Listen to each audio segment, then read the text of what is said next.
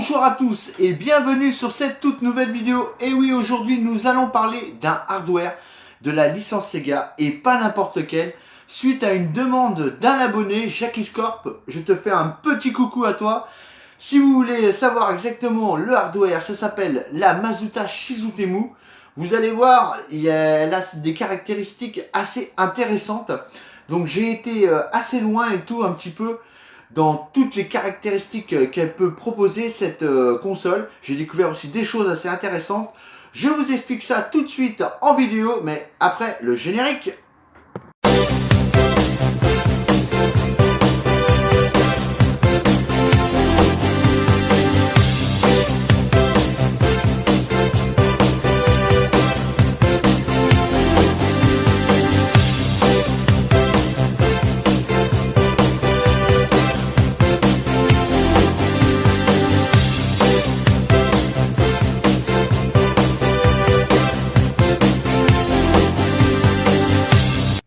Bonjour à tous et donc nous voici donc pour une toute nouvelle vidéo. Alors aujourd'hui nous allons parler de la Masuta Shizutemu. Mais qu'est-ce que c'est que ça alors? Vous vous dites mais putain mais c'est quoi encore qui nous sort là? Eh bien je vais vous faire voir ça tout de suite en image. La Masuta Shizutemu, la Master System, mais oui son nom japonais. Donc Masuta Shizutemu, Sega Mark III, console de 3e génération de chez Sega. Et nous en Europe, on a eu droit à ce fabuleux, cette fabuleuse console, voilà, très résistante hein, pour l'époque. Hein, ça, à l'époque, on peut dire que franchement, c'était peut-être cher, c'était peut-être pas très abordable, mais c'était quand même du costaud pour l'époque. Il n'y avait rien à dire. Donc, je vous la présente un petit peu plus en avant, voilà. Donc ici, 2 ports manettes, ici. Au Japon, les ports manettes étaient ici, franchement, pas terrible pour l'époque. Ici, nous avons l'entrée, bien sûr, Sega Card. Je vous fais voir un petit peu à quoi ressemblaient les jeux, en fait, Sega Card. Alors, je possède juste la protection, ici. Voilà, vous voyez un petit peu, c'est exactement le même concept que une carte PC Engine, exactement de même manufacture. Vous voyez, je vais vous l'approcher un petit peu pour que vous voyez un petit peu. Voilà, donc ça c'est la protection que vous pouviez mettre dans cette console, voilà, dans ce hardware. Ou alors vous pouviez la mettre aussi dans le Sega Master System Converter pour éviter que en fait la poussière puisse s'incruster. Donc voilà, on va voir un petit peu vite fait quand même devant. Ce qui va nous intéresser plus par la suite, c'est vraiment ces caractéristiques.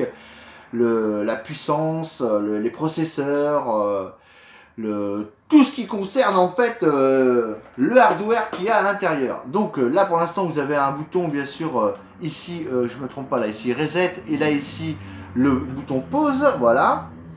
Ici à l'arrière vous avez bien sûr la sortie vidéo et bien sûr pour la faire fonctionner la prise adaptateur, voilà. Donc voilà ce qu'on peut dire, assez quand même imposante quand même pour l'époque. Ça avait de la gueule, franchement, ça avait de la gueule. Assez sympa. Et puis bien sûr le petit bouton power, là ici. Et bien sûr, là ici, le port cartouche. Voilà, je sais pas si on voit très bien. Avec le contre-jour. Voilà, voilà, c'est bien. Donc, je vous ai présenté aussi un petit peu, on va présenter aussi un peu la manette. Bon, pour tous ceux qui connaissent bien sûr la Master System, ici j'ai une manette bien sûr avec les 2 petits boutons hein, bien sûr, hein, genre A et B hein, comme sur une Mega Drive, sauf que là c'est 1 et 2. Un pad qui répondait très bien. Alors à savoir aussi qu'il existe dans les toutes premières Master System, il existe en fait un genre de petit bouton mini pad qu'ils avaient sorti et ils se sont rendus compte que c'était injouable. Donc ce qu'ils ont fait, c'est qu'ils ont supprimé ce petit bouton genre en mini pad, hein, bouton arcade. Donc si vous possédez cette manette, sachez que vous avez quand même une manette qui vaut dans les 40 € minimum, hein. Voilà, au jour d'aujourd'hui. Voilà. Alors, donc j'ai fait une petite recherche, parce que je connaissais quelques petites choses, hein, je savais au niveau du processeur, etc. Principal aussi, ou de la carte vidéo, etc.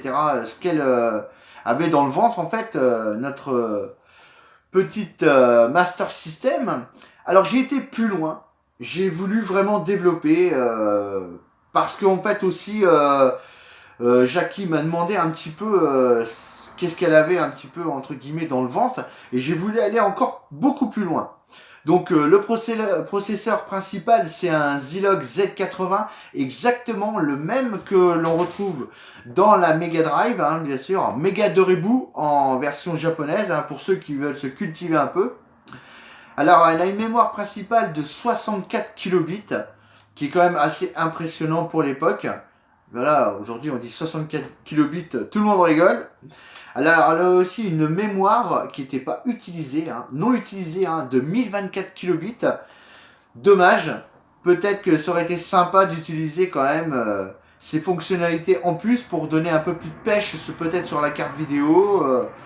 Voilà, pour faire fonctionner peut-être la console un peu plus rapidement sur certaines choses. Enfin bon, là-dessus, je m'y connais pas trop, mais ça aurait été sympa quand même. Alors, le processeur graphique. Texas Instruments, alors voilà, j'en ai appris une bonne aujourd'hui quand même. C'est un processeur graphique de TMS 9918, voilà, pour ceux qui sont vraiment puristes de la Master System, qui connaissent pas, ça va leur intéresser. Donc un Texas Instruments, un BDP, donc Video Display Processor.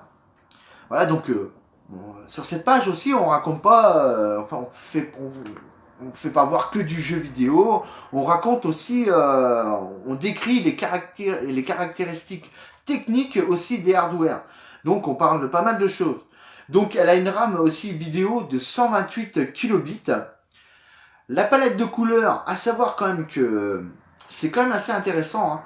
Elle a en fait une palette de couleurs, elle en a 32 exactement, et elle peut se diviser en fait en deux parties, 16 sur l'avant-plan, 16 sur l'arrière-plan, ou alors si le scrolling n'a pas d'arrière-plan ni d'avant-plan, elle peut générer quand même une palette de 32 couleurs. Assez quand même imposant, assez quand même pas très imposant quand même pour l'époque, c'est quand même assez révolutionnaire, hein. Donc, au niveau de la résolution d'écran, alors là, c'est là que ça devient quand même assez intéressant aussi. C'est du 256 par 192, voilà. Du 256 par 192, alors qu'aujourd'hui, on monte en définition 3200 par 2224 pixels, quand même, c'est hallucinant. Donc, au niveau des sprites, on était en 8 par 8 ou en 8 x 16 directement, soit 64 sprites au maximum, qui était pas mal hein, quand même pour une console 8 bits. Alors le processeur sonore, alors à savoir que quand même c'est l'une des consoles Sega qui ne fonctionne qu'en mono 4 canaux, voilà, mono 4 canaux, et le processeur s'appelle le SN 76489, voilà. Donc on a quand même des infos techniques assez développées. Donc j'en ai appris pas mal. Alors on va parler un petit peu aussi des jeux cultes. Voilà, on a fait un petit peu le tour sur la carte mère. Parce que bon voilà, on a parlé du processeur principal, on a parlé du processeur graphique, on a parlé de la RAM vidéo, on a parlé de la palette de couleurs, on a parlé de la définition de l'écran. Donc on a parlé quand même de pas mal de choses. Donc j'espère que Jackie, je réponds à tes attentes. Les jeux cultes, bien sûr. Alors, j'ai pas marqué les jeux cultes que j'adore parce que bon, la Master System, savoir quand même, c'est ma toute première console de chez Sega. À savoir quand même que il y a quelques jeux que j'aime bien sur la Master System, hein, mais c'est pas une palette de jeux assez hallucinante, hein, parce que bon, faut savoir quand même que la Master System compte au jour d'aujourd'hui en version euro. Elle compte 273 jeux, voilà. Il faut en rajouter un peu plus du côté des États-Unis et puis de l'Australie et du Brésil et aussi version portugaise. Savoir qu'aujourd'hui encore, au Brésil, ils sortent encore des jeux Master System. Oui, oui, ils sortent encore des jeux. Au moins un ou deux par an grand max. Donc respect quand même à cette console. Merci aux Brésiliens qui continuent à développer encore des jeux. Bien sûr, on pourra parler aussi plus tard un petit peu aussi, à savoir que sur Mega Drive, quelques licences des hardware de la console, enfin de la licence Sega, il existe encore des jeux qui sortent, voilà, comme on va citer Pierre Solar qui est sorti en 2013, qui est quand même la cartouche la plus grosse quand même sur la console Mega Drive. C'est du 64 mégabits hein, quand même, c'est quand même assez imposant. Mais bon, voilà, on continue quand même, bien sûr, je vous parle quand même quelques jeux cultes, bien sûr, bien sûr, hein, jeu qui m'a marqué, bien sûr, le Alex Kidd in Miracle World, hein, bien sûr, des après-midi entières sur ce jeu qui m'a marqué, hein, qui m'a sûrement fait aimer la licence Sega. Alors je vais vous en dire quand même quelques-uns. Power Strike 2 qui est encore extrêmement cher parce qu'il est rare, il est sorti sous peu d'exemplaires le Power Strike. Il coûte à peu près dans les 140-150 euros. Hein. Le jeu d'ailleurs, le jeu le plus recherché, la légende de la Master System, c'est bien sûr les Schtroumpfs autour du monde. Alors on va raconter une petite anecdote dessus sur les Schtroumpfs. Ça serait... je vous avais dit une fois, j'avais parlé un petit peu de la Master System, et j'avais parlé un peu des Schtroumpfs, et j'ai découvert en fait que c'était pas un entrepôt qui aurait brûlé, en fait c'était le stock en fait, Sega avait fait voyager par train en fait cette palette, les Schtroumpfs autour du monde, et malheureusement ce qui s'est passé c'est que le train a déraillé, et en fait c'est un Tchécoslovaque à l'époque qui avait récupéré ça, qui avait récupéré la palette, qu'il a vendue à un Italien, et c'est à savoir que cet Italien là vend un jeu tous les ans sur eBay, et il part à peu près sous les coups de 350 euros état neuf, hein, bien sûr, avec poster intégré, scellé, voilà. Donc ça aussi c'est une petite anecdote qu'il y a sur la Master System, c'est le jeu, la légende. On ne sait pas trop vraiment ce qui s'est passé entre guillemets sur ce jeu, les conditions dans lesquelles se sont retrouvés ces jeux, cette palette entre les mains du Tchécoslovaque qui est arrivé directement après, qui a vendu la palette en Italie et qui vend justement ces jeux un par un. Allez savoir ce qui se passe, on ne sait pas trop. Certaines personnes l'ont vu sur des brocantes, oui, hein, je vous jure, vous rêvez pas. Il y a des gens qui l'ont vu sur des brocantes, ce jeu. Il y en a qui l'ont vu aussi en magasin. Moi, personnellement, j'ai jamais vu ça sur une brocante, jamais vu ça en magasin, quoi. Si les magasins l'ont, c'est parce que voilà, hein, il y a quelqu'un qui leur a vendu. Il y a quelques Français, bien sûr, qui possèdent ce jeu. Bien sûr, ils ont été le vendre à sûrement certaines boutiques. Bien sûr, les plus renommés, je pense, en France, hein, pour avoir un meilleur prix. Donc voilà, on continue bien sûr avec quelques jeux cultes, dont Wonder Boy, bien sûr la saga Wonder Boy sur Master System, la saga aussi Sonic, bien sûr, Astro Warrior, Cloud Master, très bon shoot sur Master System, Golbelius aussi, et puis bien sûr des jeux comme Bubble, bon enfin bon, on va pas tous les citer, hein, c'était quelques jeux cultes. Alors, on va parler un petit peu plus, bien sûr, de la console, quand elle est arrivée, bien sûr, la fin de production s'est terminée. Donc, à savoir aussi quand même que la console Master System est une console quand même 8 bits, voilà. Comme un petit peu la PC Engine, hein, mais qui avait un niveau de qui avait un processeur quand même assez intéressant, quand même de 16 bits à l'intérieur. Mais bon, on s'égare un petit peu. Je reviens un petit peu, désolé pour le son des cloches, je sais pas si vous entendez derrière, mais bon c'est pas grave. Donc à savoir que la Sega Mark III est sortie donc en 1985 au Japon le 20 octobre, et en France elle n'est arrivée qu'en 1987 au mois de septembre. Je n'ai pas le jour exact, j'aurais bien voulu avoir le jour exact, mais bon c'est comme ça. Donc il y a 2 ans qui se sont écoulés quand même entre l'arrivée au Japon et l'arrivée en France. Et savoir qu'en Europe, la fin de production s'est arrêtée en 1996.